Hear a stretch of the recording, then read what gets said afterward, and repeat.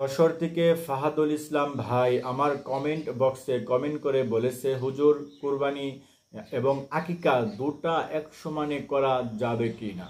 আলহামদুলিল্লাহ, আল্লাহ রব্বুল আলামিন বলেছেন ফাসল্লি লিরাব্বিকা ওয়ানহার। আল্লাহ রব্বুল আলামিন মানুষদেরকে একটি গুরুত্বপূর্ণ মৌসুম দিয়েছে। সেই মৌসুমটা হলো কুরবানির মৌসুম, যেই মৌসুমে আমরা ফসল ঘরে তুলতে পারি, মানে আমরা সোয়াবের অনেক ভাগীদারি আমরা হতে পারি।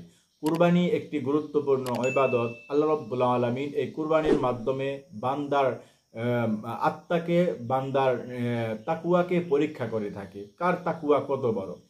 তো যশোর থেকে যে ভাইটি আমাকে প্রশ্ন করেছে যে কুরবানি এবং আকিকা দুটা এক সমানে করা যাবে কিনা, তো আল্লাহ রাব্বুল আলামিন কুরবানি এবং আকিকা দুইটা এক সমানে আপনি করতে পারবেন, আল্লাহ এটা জায়েজ করে দিয়েছে। আল্লাহ রসুল সাল্লাল্লাহু আলাইহি সাল্লাম থেকে হাদিস বিশারদ যারা ছিল তারা এই বিষয়ে তারা এই বিষয়ে একমত হয়েছে যে কুরবানি এবং আকিকা দুইটা এক সমানে করা যাবে।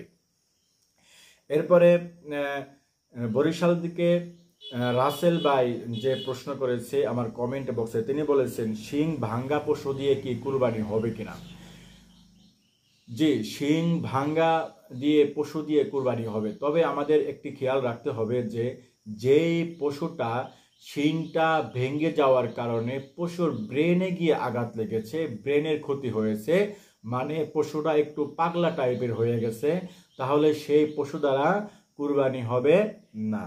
এরপরে চিটাগং থেকে এক ভাই প্রশ্ন করেছে, মোহাম্মদ রুবেল ইসলাম, তিনি আমাকে বলেছেন যে গোশত চর্বি বিক্রয় করা যাবে কিনা। মানে হলো উনি আমাকে বোঝাতে চেয়েছেন যে গোশত এবং চর্বি, মানে অনেক সময় আছে আমরা গরুর চামড়াটা বিক্রি করে দেই, অনেক সময় আছে আমরা গরুর যে গোশত আছে, চর্বি আছে, এগুলো বিক্রি করে দিই, ভুঁড়ি বিক্রি করে দেই না। গোশত, চর্বি, ভুঁড়ি, হাড় এগুলো কিচ্ছুই বিক্রি করতে পারবেন না। তবে এইগুলো যদি আপনি গরিবদের, মিসকিনদের দান করে দেন, তারা যদি বিক্রি করে টাকা নিয়ে নেয় তাহলে সেটা ভিন্ন কথা। কিন্তু আপনি এইটার টাকা, মানে কুরবানির যত টাকা আছে এই টাকা থেকে আপনি একটা টাকাও আপনি বিক্রি করে নিজের জন্য খরচ করতে পারবেন না। যদিও আপনি ভুঁড়ি, এরপরে গরুর পা সহ যেগুলো বিক্রি করা যায় সেগুলো যদি আপনি বিক্রি করেন, তাহলে অবশ্যই আপনাকে মনে রাখতে হবে যে সেই টাকাটা আপনাকে সদকা করে দিতে হবে। তো আল্লাহ রাব্বুল আলামিন আমাদের এই আমলকে কবুল করে নিক, সকলে বলেন আমিন। কোরবানি সম্পর্কে আমরা যাই কিছু জানলাম এর উপর আমরা যেন আমল করতে পারি, আল্লাহ আমাদের সকলকে কবুল করে নিক, সকলে বলেন আমিন।